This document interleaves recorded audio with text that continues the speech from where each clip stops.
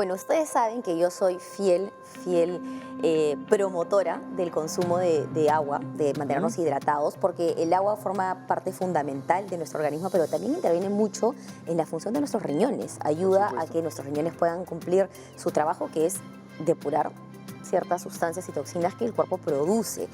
Y muchas veces ocurren ciertas condiciones o ciertas situaciones en donde se ven estas vías urinarias afectadas, el riñón también, y para eso el día de hoy vamos a hablar sobre este tema que es la urología, que a veces se confunde un poco con la nefrología, pero el día de hoy vamos a esclarecer el tema para poder entender y sobre todo para que ustedes sepan en casa cuándo es que tenemos que ir a un urólogo. Así es, y de hecho la urología, como bien lo has dicho, se diferencia de la nefrología porque la nefrología ve el riñón y su función. La urología ve el aparato urogenital. Todas las patologías clínico-quirúrgicas que puedan ver involucrada esta zona de nuestro cuerpo y que realmente son más comunes de lo que pensamos. Infecciones urinarias, cálculos, problemas de próstata, tanto ya obviamente próstata en hombres, problemas de infecciones urinarias en niños, mujeres y varones también. Todo eso lo vamos a resolver el día de hoy. Me encanta. ¿Y sabes por qué? Porque yo soy muy ignorante en todos estos temas de medicina así directamente, y a pesar de que tengo tíos que son doctores, me falta mucho conocer. Y justamente por eso hemos traído un especialista. Él se llama Alfonso del Castillo, es urólogo. Muchas gracias, Alfonso, por estar con nosotros. Bienvenido. Hola, ¿qué tal? Un gusto estar con ustedes. Gracias. Bienvenido, Alfonso. Bienvenido. Yo tengo una pregunta así para arrancar porque a veces hay esta idea de que el urólogo únicamente ve a hombres, ¿no? ¿El urólogo también ve a mujeres, a niños? Claro. ¿Cómo funciona? Cuéntanos Por supuesto. Un poquito más para entender. La urología es una especialidad clínico-quirúrgica que se encarga de ver patologías, como lo han dicho, del sistema urogenital. Esto abarca los riñones, la vía urinaria en general, la próstata, y tiene diversas ramas. Está la parte urológica ginecológica, la urología pediátrica, la urología oncológica, la urología general, y dentro de las soluciones quirúrgicas hay varias variantes, como es la endourología, urología laparoscópica, las clásicas cirugías abiertas, etc. Entonces es bastante amplio los campos en los que podemos desarrollarnos como especialistas. Alfonso, y las enfermedades más comunes obviamente van a ser diferentes de acuerdo a un niño, a una mujer o a un hombre, pero Claro. si analizáramos el grueso de los pacientes que tú ves, ¿cuáles son las más comunes, las tres más comunes? Las tres más comunes yo creo que son los problemas de litiasis urinaria o cálculos urinarios, Ouch. hombres, mujeres e incluso niños. La patología en el caso de hombres, específicamente próstata, todo lo relacionado con próstata, llámese patología oncológica, infeccioso-inflamatoria u obstructiva. Eso creo que es el pan de cada día. Y lo otro que podríamos ver es el tema de los procesos inflamatorios infecciosos en general. Las infecciones urinarias, las famosas cistitis. Creo que esas son las patologías que se ven con más frecuencia. Claro, así es. Y dentro de estas patologías o enfermedades, ocurre mucho que la gente cuando micciona sangra. ¿Qué significa eso? ¿Y qué debemos hacer cuando eso ocurre? Bueno, el sangrado o hematuria macroscópica, porque también hay un sangrado microscópico que se detecta solo en laboratorios, yo lo considero que es un signo más. No es un signo necesariamente de gravedad. Se puede encontrar, por ejemplo, procesos infecciosos, procesos inflamatorios, presencia de cálculos, las neoplasias obviamente, ¿no? Entonces, frente a este signo, lo primero es acudir al especialista para ver de qué se trata y con eso ver la solución al problema. Claro, porque a veces, perdón, pero porque a veces también se puede presentar por hacer mucho ejercicio, Sí, ¿no? claro. Y en los niños es bien común, infecciones virales comunes y silvestres, el niño presenta hematuria. Entonces la mamá se asusta porque ve sangre, inmediatamente piensa que el niño se está desangrando y como bien dice Alfonso, no necesariamente pasa así, Alfonso. Alfonso, y en Claro, relación a estas infecciones que has mencionado, ¿cómo saber si es que tienes una infección urinaria? Porque suele haber, las mujeres creo que son quizás, tienen más predisposición a tener estas infecciones, es verdad, es un mito, y también hay muchas que son asintomáticas, es decir, que está la infección ahí, pero no sienten ningún tipo de malestar. De hecho, yo terminé con una pilonefritis porque nunca sentí nada en la infección urinaria, y bueno, la cosa se complicó, ¿no? Pero, ¿cómo saber, cómo detectarlo? Y si no tenemos síntomas, ¿debería ser un chequeo rutinario? ¿Cómo se maneja? Mira, en cuanto a la infección urinaria, yo creo que es importante decir esto. Los cuadros inflamatorios, como los cuadros infecciosos, en este caso la cistitis o la infección urinaria propiamente dicha, te dan los mismos síntomas o no te dan mucha sintomatología. Para definir qué es una infección hay que hacer un cultivo de orina. Entonces, la presencia de bacterias u otro microorganismo en la vía urinaria es la que te define una infección.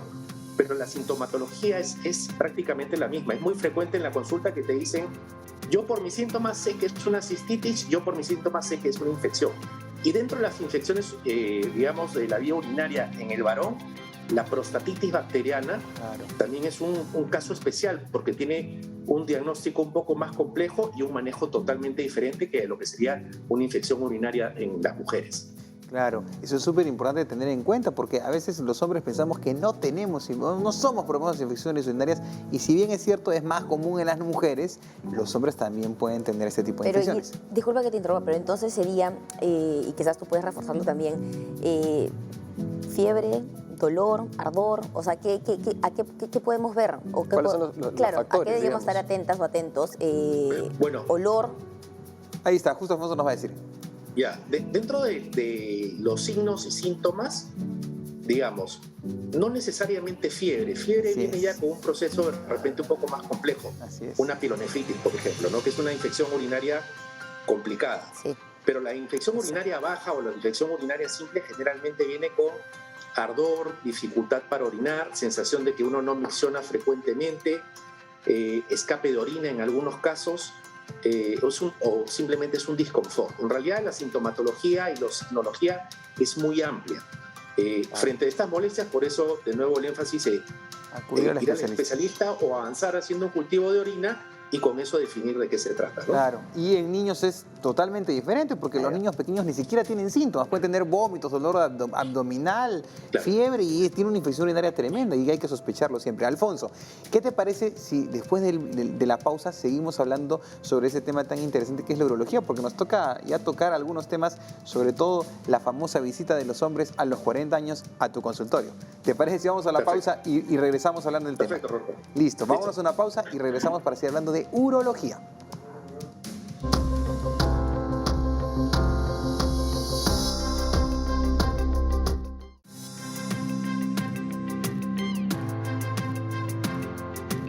Yo no quitaría valor a todos los temas que hemos hablado ahora, durante todas estas temporadas, pero creo que sí es muy importante prestar muchísima atención al tema de hoy, la urología. Y seguimos hablando con Alfonso del Castillo. ¿Cómo estás? ¿Sigues ahí? Ahí está Alfonso. Sí, acá estoy. ¿Cómo estás? Excelente, Alfonso. Alfonso, tenemos una pregunta que Roberto tiene preparada para ti. Por favor, Sí, Roberto. Alfonso, un hombre llega a los 40 años. Primero quisiera saber por qué son a los 40 años que tienes que ir al urólogo y a revisarte la próstata, obviamente. ¿Por qué es los 40, no los 30, no los 35, no los 45? Y segundo, ¿qué hay con esto? Hay muchos mitos, mucho tabú respecto a esta visita, ¿no? Cuéntanos un poco respecto a la visita urológica masculina para revisar los temas de próstata. Bueno, los hombres de 40 años en adelante inicialmente son reacios a ir a la consulta. ¿Por qué? Por el temor del famoso examen del tracto rectal. Pero digamos que esta consulta es importante. ¿Por qué a los 40? Es un dato estadístico. Más o menos la próstata comienza a crecer desde la tercera década de vida por estimulación de la testosterona. Entonces, en el crecimiento puede producir un cuadro obstructivo. Y también lo otro que hay que descartar obviamente es la posibilidad de cáncer de próstata. Claro. El cáncer de próstata se da generalmente hacia los 50, más o menos años, y tienen que ver algunos factores como por ejemplo la raza negra, el antecedente, sobre todo de haber tenido un familiar, y especialmente por línea paterna, con antecedente de cáncer de próstata. Entonces, se dice más o menos hacia los 40 años porque ya comienzan los procesos obstructivos a dar cierta sintomatología, y lo otro es que ya es una edad adecuada en la que ya se puede hacer el descarte. Entonces, muchos van de forma voluntaria, muchos van con su pareja y otros van obligados, pero Con una pistola. Vaya. Alfonso, una pregunta. Y en relación, por ejemplo, a las infecciones, en el caso de la prevención, ir a estos exámenes, en el caso de la próstata, por ejemplo, ¿no? Se dice a los 40, pero si hay un historial en la familia, se recomienda antes algo así como sucede con el cáncer de mama, y en todo caso también muchas personas tienen miedo a los tratamientos, ¿no? Riñones, vías urinarias, como que suena un poquito delicado. El éxito que tiene de tratamiento para poder solucionar si hay una infección o lo que sea, es igual para hombres, para mujeres. Hay personas que son más predispuestas por un factor genético. ¿Cómo funciona eso? No, en el caso de los cuadros infecciosos, yo generalmente le digo a los pacientes que no es que se hereda porque mi papá, mi mamá tuvieron infecciones. Urinarias. Yo creo que lo que heredamos o lo que aprendemos son hábitos. Exacto. Y los hábitos para mí juegan un factor fundamental. Yo soy realmente con mis pacientes maniático de decirles que tomen abundante cantidad de líquido. Esto es 2 litros en promedio. Obviamente se hacen algún tipo de actividad física, si estamos en verano, etcétera, etcétera. Mayor consumo de líquido. Y lo otro es que cambien su hábito de miccional. Por ejemplo, yo les pregunto muchas veces, ¿cuántas veces van al baño a orinar? Ellos me dicen 3, 2, 4, y generalmente lo hacen cuando ya tienen el deseo inminente de ir al baño. Claro. Es decir, cuando la vejiga está llena. Entonces, eso genera a su vez un cuadro inflamatorio. Entonces, la combinación de tomar poco líquido e ir poco al baño o postergar ir al baño a miccionar es una combinación mala para la vía urinaria baja, sobre todo. Entonces, yo les recomiendo que consuman mucho líquido y acostumbrarse a ir al baño a miccionar de forma horaria, o sea, cada 2 horas y media o 3, y obviamente no aguantarse las ganas de orinar, ¿no? Claro. Básicamente eso es en el tema infeccioso, ¿no? Qué importante. Además, tú siempre promueves el consumo del agua. 80% de nuestro cuerpo. 80% de nuestro cuerpo. En los niños y en los adultos. Es 60. Es 60. Ah, mira, no sabía. Aparte que muchos de tus órganos tienen un gran porcentaje de agua, entonces sí, hay que tomar agua. El agua es el motor para y hay que ir al baño cuando dan ganas, porque mucha gente se aguanta. Claro. Y eso no es bueno. Claro, Maca, en realidad yo te diría ir al baño, acostumbrarse a ir con cierta frecuencia y no necesariamente cuando uno está con ganas y menos cuando ya no aguanta más, ¿no? Así es. O sea, tener el hábito, no sé, me estoy imaginando, ¿no? Ponernos un horario, ¿no? A las 10 de la mañana, a las 2 de la tarde, a las 6 y a las 10 de repente antes de dormir. O solamente... No, cada ciertas horas, cada cierta cantidad de horas, por ejemplo, cada 2 horas y media o 3, yo los mando a los pacientes que se acostumbren a ir al baño a orinar. Claro, ¿no? Buenísimo. Eso hace un promedio de unas 6 a 8 veces al baño a miccionar, ¿no? Ahí está. Bueno, yo estaba teniendo vergüenza de mi pregunta, pero mira tú. Es más, en la pausa te vas a ir al baño, estoy seguro. Sí, ahorita voy a correr. Alfonso, hay muchos estigmas sobre el examen rectal, ¿no? El proctorrectal, ¿no? Y yo creo que hay que tomar conciencia. Incluso cerrando el bloque anterior, cuando Roberto comentó esto, yo puse este gesto de qué miedo, pero en verdad, ¿por qué habría que tener miedo, no? Entonces, me gustaría que nos ayudes a reconocer cómo quitar este estigma y sobre todo para los televidentes que probablemente tengamos esos tabúes en nuestra familia, en nuestra sociedad. Claro, el tacto rectal es un examen que, primero que nada, no duele. No es un examen que va a ser doloroso. Puede ser incómodo, pero es un examen que obviamente si tú sabes hacerlo te va a costar 10 segundos o 15 segundos hacerlo, o sea, más no tiene de complicado. Lo que uno busca en el tacto rectal es evaluar las características de la próstata en el sentido de que si está dura, de qué tamaño es aproximadamente, si tiene algún tipo de irregularidad.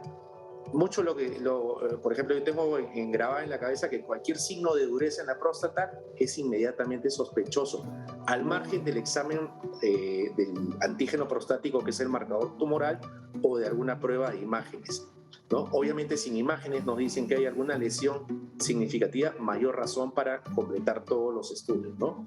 Pero es una cosa muy simple que realmente, un poco por machismo y otro por muchas cosas mencionadas o cosas que se creen, hacen que la persona evite una consulta que puede ser muy beneficiosa para uno, ¿no? Es correcto. La prevención es sumamente importante y yo creo que este es uno de esos exámenes que pueden ayudar a prevenir muchísimo, que pueden haber algún tipo de complicación, ¿no? Así es que, Alfonso, muchísimas gracias por toda esa información. Nos has esclarecido el panorama de verdad bastante y esperamos tenerte otra vez por aquí para seguir hablando de estos temas tan importantes para la salud. Perfecto, yo encantado de estar con ustedes cuando quieran. Gracias, Alfonso. Miles de gracias. Y miren, ¿saben qué? No solamente el examen prostático, el autoexamen testicular, porque los médicos, cuando las niñas llegan a ya a tener mamas, les decimos, bueno, tienes que aprender a hacer el autoexamen de mama.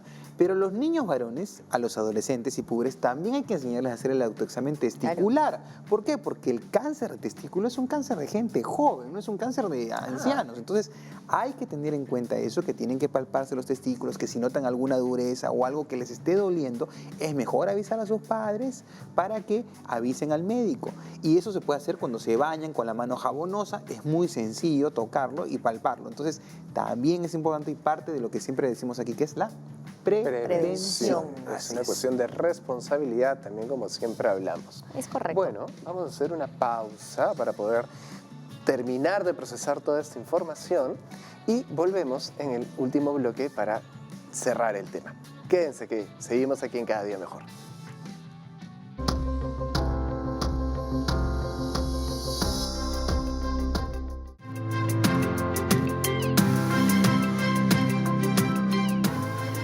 La urología definitivamente es un tema, una especialidad de la medicina que es muy amplia. De hecho, no nos va a alcanzar capítulo para hablar de todos los temas, porque podríamos hablar de incontinencia urinaria, podríamos hablar de cáncer de próstata, que lo hemos tocado someramente, hasta de eyaculación precoz, que es un tema que tiene que ver con la uroandrología, ¿no? Que es la ciencia que estudia justamente las hormonas también masculinas y que tiene relación con la urología.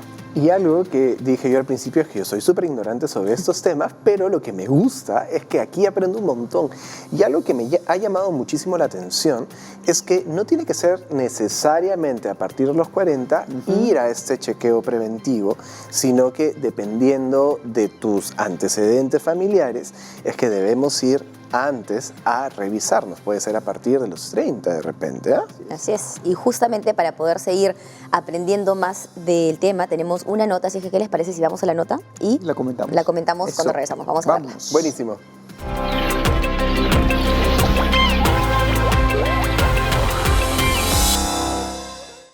La forma correcta de evaluar una próstata para ver la posibilidad de que pudiera haber un cáncer u otra enfermedad es mediante un examen de sangre, que es conocido como el antígeno prostático específico o PSA en inglés, y un examen físico que es el tacto rectal, que hay mucho mito al respecto, pero hay que aclarar que es un examen que no tiene ninguna consecuencia, no causa dolor y da una información muy valiosa al especialista para evaluar si hay alguna enfermedad de la próstata y sobre todo si hay un cáncer.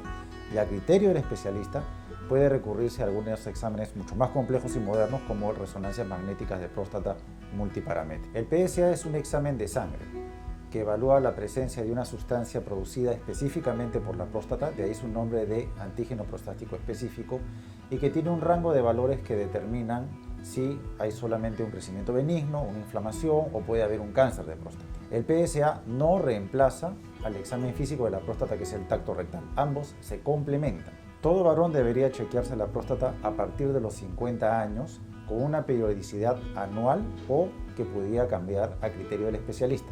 Sin embargo, cuando existen familiares directos con cáncer de próstata en la familia o con cáncer de mama, en el caso de familiares mujeres, estas personas deben iniciar el chequeo por lo menos a los 45 años y si hay más de un familiar con este riesgo, a los 40, porque cada familiar puede aumentar de 2.5 a 4 veces el riesgo de que la persona tenga cáncer de próstata. Hay que distinguir los síntomas del crecimiento benigno de la próstata, que clásicamente son las molestias para orinar, levantarse en las noches, que la orina comience a gotear, que no se termine de orinar, o que la sensación de ir al baño sea apremiante, que nos lleve con urgencia, o finalmente que la orina se demore en salir o no salga.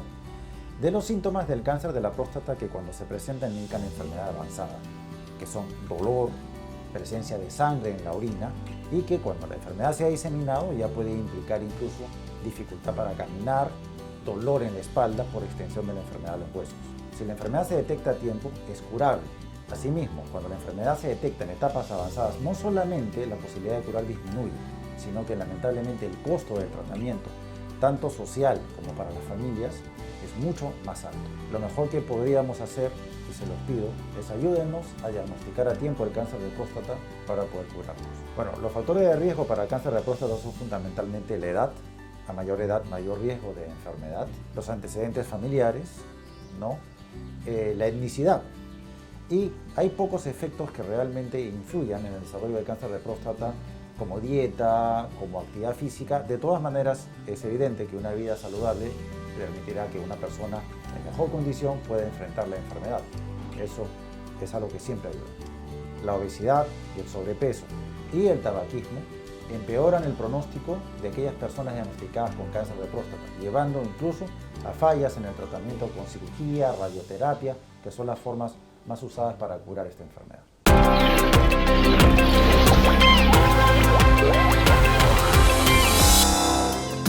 Bueno, qué interesante toda esa información que hemos recibido en la nota, bueno, a lo largo del programa, y como yo les conté, a mí me dio pielonefritis 2 veces y de verdad que es algo que no se lo deseo a nadie. El dolor, la fiebre, y justamente tiene que ver con una infección en las vías urinarias altas.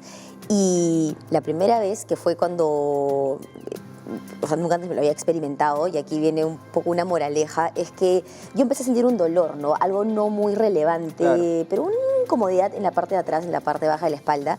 Me empezó a dar fiebre y yo dije, bueno, me estoy enfermando, claro, me estoy resfriando. Claro. Dije, mañana se me va a pasar.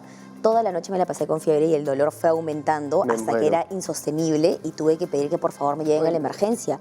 Y el médico me dijo, no, es que tú te quedas, te internamos porque no te puedes ir. Y aquí viene nuevamente la responsabilidad. A veces queremos dejar pasar esas pequeñas señales que manda el cuerpo, pero hay que escuchar. Y cuando hay fiebre, como mencionó Alfonso, es porque la cosa ya está un poquito más grave. Por supuesto, y de hecho la pielonefritis es una infección que, al menos en niños, por ejemplo, puede dejar una secuela media seria porque deja cicatrices renales. Y al dejar cicatrices renales, esto puede condicionar incluso a problemas de hipertensión arterial en el futuro, condicionada por problemas renales. De hecho, el riñón es un órgano que controla mucho la presión arterial por el sistema renina, angiotensina, aldosterona. No solo eso, tiene que ver también con la producción de una eritropoyetina que tiene que ver con el control de la hemoglobina. Muchas cosas. El riñón es un órgano valiosísimo. También, el tema de la diabetes también, las personas que afecta el riñón. Entonces sí, estos órganos, bueno, todos, ¿no? Pero los riñones de verdad que cumplen una función. Y nuestras vías urinarias también. Así, fundamental, así es que a cuidarlos, eso es importante. Ya, pero ¿por qué no tienes que estar asustado? Es que yo, la verdad, creo que he tenido mucha suerte en mi vida de no haber pasado por ninguno de estos problemas, digámoslo así, pero yo creo que después del programa de hoy voy a estar mucho más alerta y mucho más consciente. Así como vamos a estar alertas de las redes que tenemos acá para que nos puedan escribir, comentar, dar su opinión y por ahí alguna sugerencia de algún tema que les gustaría. Y tenemos canal de YouTube en Canal J. Es verdad. Sí, así es que si tienen en casa ahí alguna persona familiar que esté dudando de hacerse el examen de próstata, pueden ver el episodio del día. Por supuesto. Así es, Canal J. El Canal J tiene la forma de un uréter que desemboca en la vejiga. Se fue. Así es. Así que nos vemos. Esto fue todo hoy. Adiós.